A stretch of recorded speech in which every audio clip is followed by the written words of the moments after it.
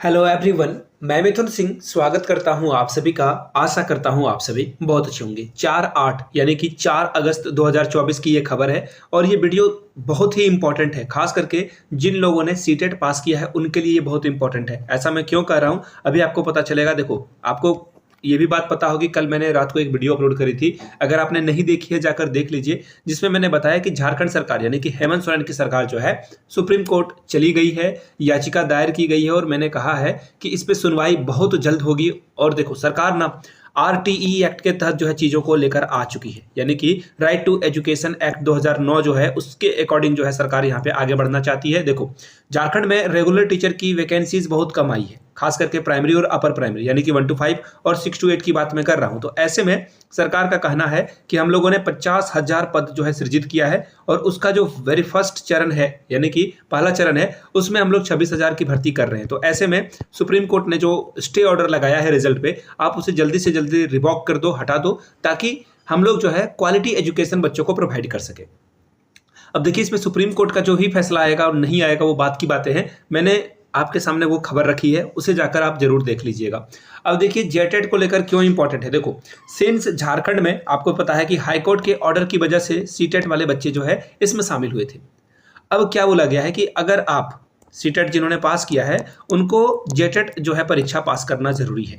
अब आपको भी पता है जेटेट में एक नया रूल लगा दिया गया है कि आपको हर सेक्शन में यानी कि हर खंड में, जैसे सपोज कर लो सीडीपी है, हिंदी इंग्लिश है, ऐसे 4 सेक्शन है, तो ऐसे में आपको चारों सेक्शंस में जो है 40% ईच यानी कि हर सेक्शन में जो है 40% नंबर लाना ही होगा, अदरवाइज आप डिस्क्वालीफाई हो जाओगे। भले ही आपके 90 नंबर जो है टोटल आ जाते हैं, इसके बावजूद आप अगर हर सेक्शन में 40% यानी कि 12 नंबर नहीं लाते हो और जो मैथ साइंस का पेपर है उसमें 24 नंबर नहीं लाते हो तो आप डिस्क्वालीफाई हो जाओगे।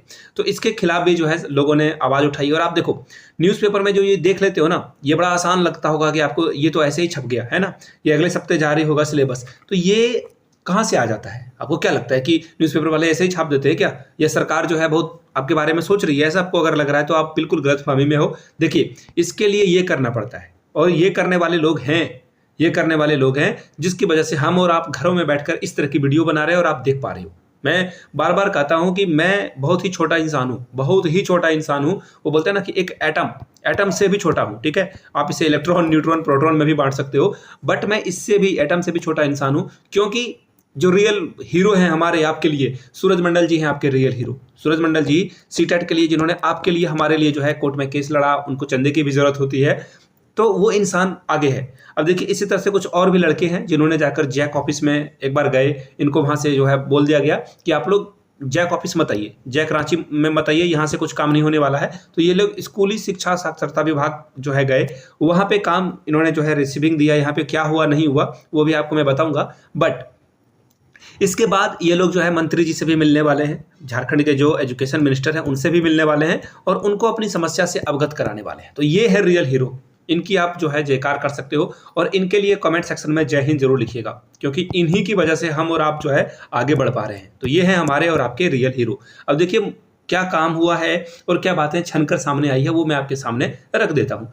यहाँ पे देखिए, स्कूली शिक्षा साक्षरता विभाग के सचिव को जो है लेटर लिखा गया है, एप्लीकेशन फॉर्म है। ये क्या है भाई? देखिए, यहाँ पे मैं आपको एक बात बता देता हूं, जिन्होंने भी ये लेटर लिखा है उनको सैल्यूट है दिल से, लेकिन बहुत सारी यहाँ पे जो है हिंदी में लिखी हुई बातें जो है वो रॉन्ग है, ठीक है?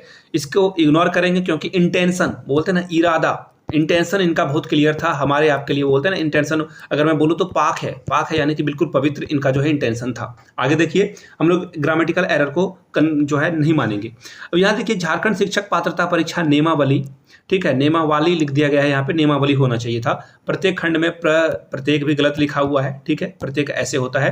प्रत्येक खंड में न्यूनतम % की जो बाध्यता है उसको खत्म किया जाए। देखिए, इस बात को लेकर मैं भी एग्री करता हूं कि ये जो है पूरे भारत में, पूरे इंडिया में इस तरह की कहीं जो है, वो बोलते हैं ना झारखंड बिल्कुल अलग दिखना चाहता है, तो पूरे इंडिया में कहीं भी इस तरह की कोई जो है रूल नहीं है कि आपको हर सेक्शन में 40% लाना होगा। लेकिन झारखंड ने कहा कि मैं अलग हूं, यहाँ पे मैं कुछ अलग करने वाला हूं, तो इन्होंने कह दिया हर सेक्शन में आपको 40% लाना होगा। तो ये लेटर लिखा गया कि आप परसेंटेज की बाध्यता को खत्म कीजिए और सिलेबस जारी कीजिए। और मैं आपको एक बात बताऊं, ये जो न्यूनतम % वाली बाध्यता है ना, ये खत्म हो जाएगी। इसका मैं रीज़न बताता हूँ, क्योंकि एनसीटीई जो कि शिक्षा के नियम जो टीचर वाले रूल हैं, या फिर जो टेट परीक्षा है वो कैसे होगी, बीएड कितने साल का होगा, डीएलएड कैसे होगा, तो इस सभी पे रूल एनसीटीई बनाती है। तो एनसीटीई ने भी जो है कभी भी परसेंटेज का जो है जिक्र नहीं किया कि आपको 40% से नीचे लाना होगा या अधिक लाना होगा। और देखिए इन्होंने जो है झारखंड ने ऐसा किया है। और देखो झारखंड में पारा टीचर भी हैं, और पारा टीचर का जो प्रेशर है वो सरकार पे इस तरह से रहता है कि सरकारें यहाँ गिर जाती है। आपको पता होगा कि यहाँ पे बीजेपी की सरकार थी पिछली बार, रघुवर दास ने जो है पारा टीचर को परमानेंट नहीं किया या पारा टीचर की बात नहीं सुनी, और बीजेपी की सरकार को जो है इसका खामियाजा भुगतना पड़ा है। तो पारा टीचर वाले भी आगे आएंगे। और ये परसेंटेज वाली बाध्यता मुझे लग रहा है, मैं देखो ना जेएसएससी का अध्यक्ष हूँ, ना ही जैक का अध्यक्ष हूँ, ना ही शिक्षा सचिव का कोई मैं दोस्त हूँ, फिर भी मैं आपको बताता हूँ अपने पर्सनल एक्सपीरियंस से, ये जो परसेंटेज वाली बात है ये खत्म हो जाएगी। मुझे जहाँ तक लग रहा है, मैंने जहाँ तक जो है झारखंड को ऑब्जर्व किया है, ये खत्म हो जाएगा। बस थोड़ा सा हंगामा करना होगा, दैट्स ऑल, ये हो जाएगा काम। आगे देखिए, सभी निवेदन है कि जो नियमावली में उल्लेख है कि प्रत्येक में जो है 40% लाना होगा, और जो टोटल ओवरऑल है 60%, इसको जो अनिवार्य है। और जो दिव्यांग जन है इनको भी जो है 5% से अधिक जो है छूट नहीं दिया जाएगा। ये सब चीज़ों पे जो है इन्होंने कहा कि इस पे जो है काम किया जाना चाहिए, ये लेटर था। अब देखिए इस पे जो है यहाँ पे क्या बातें बताई गई है वो आप यहाँ से देख पाओगे। देखिए सबसे पहले जान लीजिए कि सिलेबस जारी नहीं किया गया है। देखिए सिलेबस बहुत इंपॉर्टेंट होता है किसी को भी कुछ पढ़ने के लिए। वो बोलते हैं ना कि अगर आपको सपोज कर लो इस पॉइंट से इस पॉइंट तक पहुंचना है, पॉइंट ए से पॉइंट बी तक पहुंचना है, तो आपको ये पता है कि ये पॉइंट बी है, आपके पास एक गोल है, आपके पास क्या है, एक मोटो है कि यहाँ तक मुझे पहुंच जाना है। तो ये मोटो को पूरा करने के लिए आपको क्या करना होगा, ए से बी तक का हो सकता है कि कोई रास्ता इधर से ले ले, कोई इधर से ले ले, कोई शॉर्ट में ही चला जाए, बट सब पहुंचेंगे यहीं पर।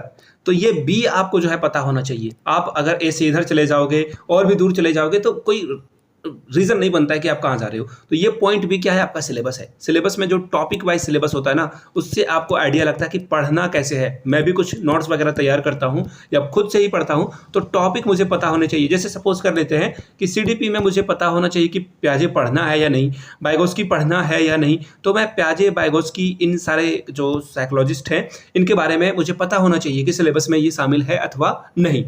अब यहाँ पे देखिए क्या बातें बताई गई है वो मैं आपके साथ साझा कर देता हूँ। देखो झारखंड शिक्षक पात्रता परीक्षा के लिए जो है आवेदन 22 अगस्त तक है। एक बात और मैं बता दूं, सब लोगों को पेमेंट में जो है प्रॉब्लम आ रही है, पेमेंट जो है एरर हो रहा है, तो प्लीज मेक श्योर फटाफट जो है आप लोग क्या कर लें, अप्लाई कर लें। आखिरी समय का इंतजार करोगे बहुत मुसीबत में फंसने वाले हो। होगा क्या, पेमेंट आपका फंस गया तो हो सकता है कि 48 घंटे रिवर्स होने में जो है टाइम लग जाता है। तो ऐसे में अगर आप आखिरी समय में भरोगे, आप पेमेंट को जो है फिर से वापस आने का इंतजार करोगे, फिर आप पेमेंट आएगा तो आप फिर से अप्लाई करोगे। तो इन चीज़ों से बचने के लिए आप जो है अर्ली, जितना अर्ली हो सकता है उतने अर्ली पे जो है आप आवेदन कर दें। आगे देखिए क्या बातें बताई गई है। 23 जुलाई को जो है इसकी प्रक्रिया शुरू हुई थी, ठीक है। अभी तक 70,000 लोगों ने आवेदन कर दिया। और मैं आपको टोटल अगर नंबर बताऊं तो ये 5 लाख जो है स्टूडेंट यहाँ पे अप्लाई करने वाले हैं, मोर देन 5 लाख प्लस। क्यों? और मैं आपको एक बात बता देता हूँ, अगर आप अदर स्टेट से, अगर कोई आपका दोस्त जो है अदर स्टेट से है, उसे भी ये जो है जेटेट के एग्जाम को जो है अप्लाई करवा दीजिए।